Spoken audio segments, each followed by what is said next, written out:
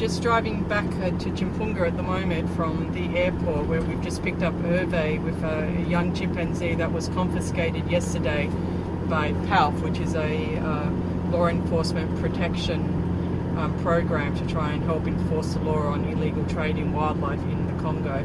Right now I can smell how bad his wounds are. They're quite infected. The putrid smell is quite terrible and overcoming right now. He's in a severe amount of pain. He's having difficulty to be able to eat and drink. He can't swallow properly. The poor little thing is really suffering quite badly right now. I mean, the level of cruelty to this young infant is just appalling. You know, the killing of the chimpanzees and gorillas in the Congo is at crisis level. And if it doesn't stop, then eventually there will be no chimpanzees or gorillas left in this country.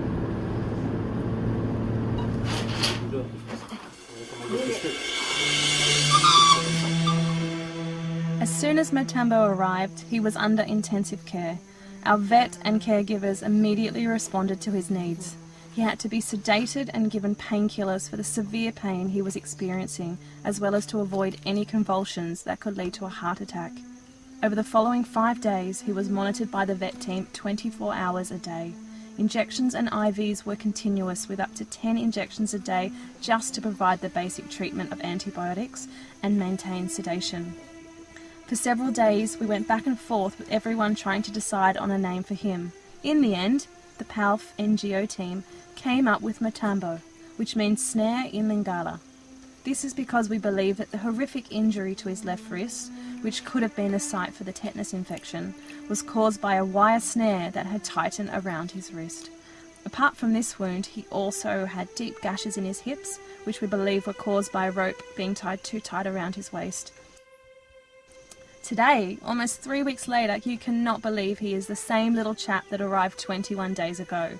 His wounds are almost all healed. He has gained 1 kilogram in weight.